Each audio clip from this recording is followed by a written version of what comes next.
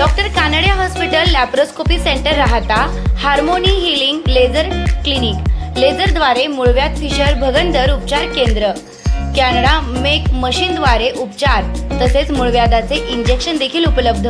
पुरुषांसाठी शिश्र शीतलता घालवून ताठरपणा उपचार दुर्बीणद्वारे पित्ताशय ऑपरेशन अपेंडिक्स हर्निया हायड्रोशील व इतर सुविधा उपलब्ध। तर बघताय काय, आजच संपर्क करा doctor Kanade hospital, Nagar Manmad road, ग्रामीण रुग्णालया शेजारी राहता, जिल्हा अहिल्यानगर। संपर्क क्रमांक 9420636736 किंवा 8208423324। महाराष्ट्रातील वारकरी संप्रदायातील ज्येष्ठ कीर्तनकार यांचा घुसखोर आणि धर्मांध असा उल्लेख करून अपमानास्पद विधान करून वारकरी समाजाच्या भावना दुखावल्या गेल्याने विकास लवंडे यांच्या विरोधात राहता तहसील कार्यालयासमोर सरकारी वारकरी समाजाच्या वतीने एक दिवसीय लाक्षणिक उपोषण करण्यात आले।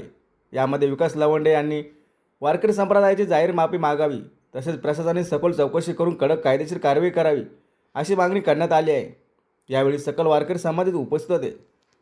एक दिवसीय लाक्षणिक उपोषणाला तुम्ही बसले, नेमकं काय या उपोषणाच्या माध्यमातून काय मागणं काय तुमचं?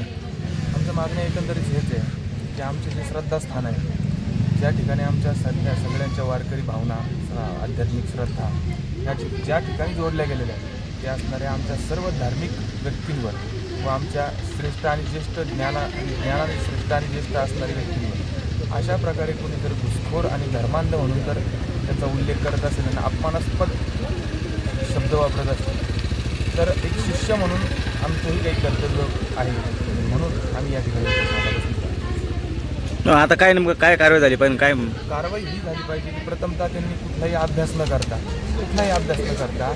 अतिशय खालच्या स्तरावर जाऊन त्यांना अपशब्द वापरले, त्याचा अपमान होईल महाराष्ट्राच्या समोर सार्वजनिकरित्या पत्रकार परिषदेमध्ये त्यांनी 20 जणांची यादी, त्यामध्ये सर्वात महत्त्वाचं नाव म्हणजे श्री गुरु चंद्रशेखर महाराज देगलूरकर, चैतन्य महाराज देगलूरकर, ज्या परंपरेला गेल्या 300 वर्षांपासून फक्त कीर्तन आणि कीर्तनच माहिती आहे, कीर्तनाचीच परंपरा त्यांना माहिती आहे। कुठल्याही पैशाची अपेक्षा न ठेवता त्या परंपरेने सगळ्या समाजाला एक ज्ञानाचा पायंडा घालून दिला आहे आणि ते यांना वारकरी संप्रदायात घुसखोर म्हणतात।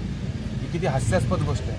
दुसरी गोष्ट आपल्या नगर जिल्ह्यातील असणारे सद्गुरू भास्करगिरीजी महाराज, ज्या भास्करगिरीजी महाराजांमुळे अनेक कुटुंबांमध्ये एक सकारात्मकता पसरली आहे, एक दीप प्रज्वलित झाला आहे सगळ्या कुटुंबांमध्ये, काही लोकांनी व्यसनं सोडली आहे, या सगळ्याचा बदल झाले आहे। त्याचं कारण फक्त भास्करगिरी महाराज आहे आणि दुसरे असणारे आमच्या सर्वांचे महंत असणारे सद्गुरू रामगिरीजी महाराज, ज्या रामगिरीजी महाराजांची जी सगळी काही परंपरा आहे सद्गुरू योगीराज गंगागिरीजी महाराजांपासून तर सद्गुरू जोग महाराज शिक्षण संस्थेचे विद्यार्थी असणारे सद्गुरू नारायणगिरी महाराज आणि त्या सद्गुरू जोग महाराज शिक्षण संस्थेचे विद्यार्थी असणारे नारायणगिरी महाराज आणि त्यांच्या पठडीत तयार झालेले सद्गुरू रामगिरीजी महाराज यांचं सगळं बालपण बेटावर गेलं आहे आणि त्याच रामगिरीजी महाराजांवर ते जर असे घुसखोर म्हणून शब्दप्रयोग करणार असतील तर ते आम्ही कदापिही सहन करणार नाही। आमची प्रशासनाला, माननीय मुख्यमंत्र्यांना हीच विनंती आहे की लवकरात लवकर आपण त्यांच्यावर योग्य ती प्रकारे कडक कायदेशीर कारवाई करून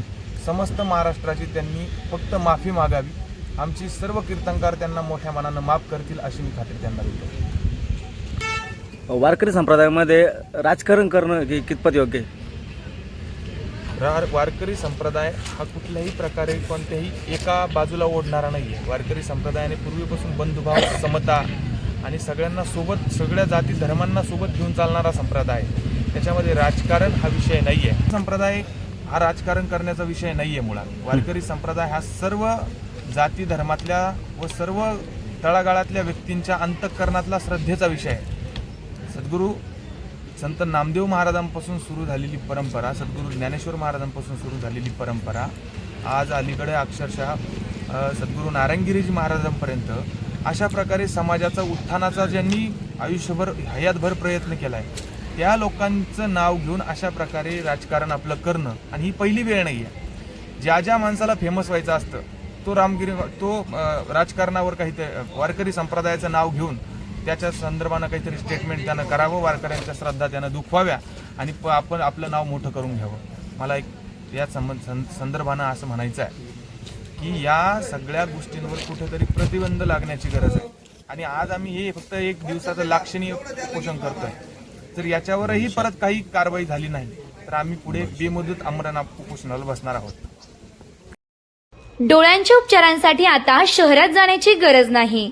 doctor mud multi speciality hospital राहता, अद्ययावत नेत्ररोग विभाग, I care centre, Lokruchi Nagar, Nagar Manmad road राहता येथे अत्याधुनिक डोळ्यांच्या शस्त्रक्रिया, ग्रामीण भागातील रुग्णांसाठी परवडणाऱ्या दरात, मोतीबिंदू शस्त्रक्रिया, लेटेस्ट फाको टेक्नॉलॉजीसह वेदनारहित, टाके न घालता, डोळ्यात इंजेक्शन न देता, फक्त थेंबांनी शस्त्रक्रिया, फक्त 10 ते 15 मिनिटात ऑपरेशन आणि त्याच दिवशी घरी जाण्याची सुविधा.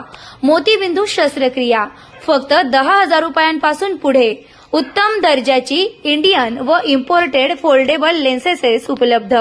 तसेच प्लेप्टोजियम, भेंगडेपणा, काचबिंदू, डोळ्यातून पाणी येणे, चष्मा नंबर तपासणी आणि खात्रीशीर चष्मा तयार केला जाईल. अनुभवी नेत्रतज्ञ, आधुनिक सुविधा आणि शासकीय योजना लागू. आजच भेट द्या. Doctor mud multi speciality hospital राहता. आमचा संपर्क क्रमांक आहे 75 59 24 31 14.